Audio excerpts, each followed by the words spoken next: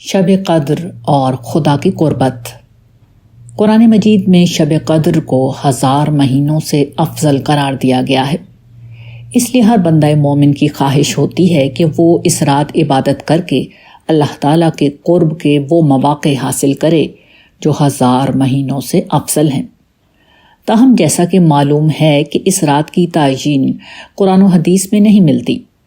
زیادہ سے زیادہ جو بات معلوم ہوتی ہے وہ یہ ہے کہ رمضان کے آخری عشرے کی طاق راتوں میں اسے تلاش کرنے کی کوشش کرنی چاہیے۔ تاہم جہاں تک اللہ تعالیٰ کے قرب کا تعلق ہے وہ شب قدر کی رات یا کسی اور وقت یا مقام پر موقوف نہیں ہے۔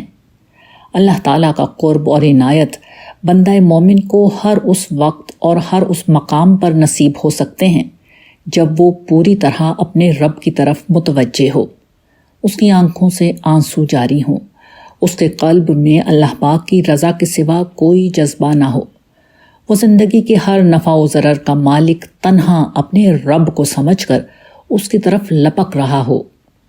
یہی وہ بندہ ہے جو بلا شبہ رب کی قربت اور اس کی حضوری کا شرف حاصل کر لیتا ہے۔ ایسے میں بندہ دعا مانگتا ہے اور رب قبول کرتا ہے، وہ سجدہ کرتا اور اس کی حمد و تسبیح کرتا ہے اور رب اس کے انعامات کی قدردانی کرتا ہے۔ پھر صرف یہی ایک معاملہ نہیں، متعدد ایسی چیزیں ہیں جو انسان کو خدا کی خاص عنایت سے نوازتی ہیں۔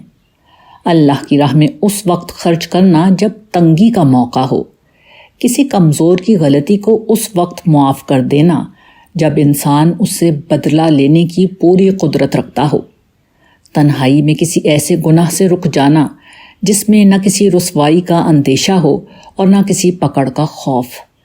یہ سب احوال و مقامات وہ ہیں جو انسان کو خدا کے قرب سے نوازتے ہیں۔ شب قدر پانا کسی کے اختیار میں نہیں، لیکن یہ معاملات ہر شخص کے ہاتھ میں ہیں۔ ہم جب چاہیں ان کے ذریعے اپنے رب کا قرب اور عنایت حاصل کر سکتے ہیں۔ شب قدر کو پانے والے۔ شب قدر عظیم فیصلوں کی رات ہے۔ قرآن مجید سے معلوم ہوتا ہے کہ اس رات میں اللہ تعالیٰ کی طرف سے پرحکمت فیصلوں کو نفاذ کے لیے فرشتوں میں تقسیم کیا جاتا ہے۔ حضرت جبرائیل علیہ السلام اور دیگر فرشتے ان فیصلوں کو لے کر زمین پر اترتے ہیں۔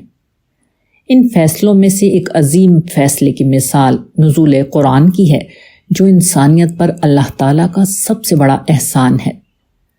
نزول قرآن کے بعد اگلے 1000 مہینوں میں وہ 3 عظیم نسلیں اٹھیں جنہوں نے انسانی تاریخ کا رخ ہمیشہ کے لیے بدل دیا۔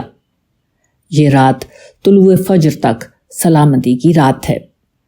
شب قدر کی اس حیثیت کو جاننے کے بعد انسان جب اس رات میں عبادت کے لیے کھڑا ہوتا ہے تو دراصل اس حقیقت کو پا لیتا ہے کہ یہ نظام کائنات ایک عظیم ہستی چلا رہی ہے جو قادر مطلق اور کریم مطلق ہے۔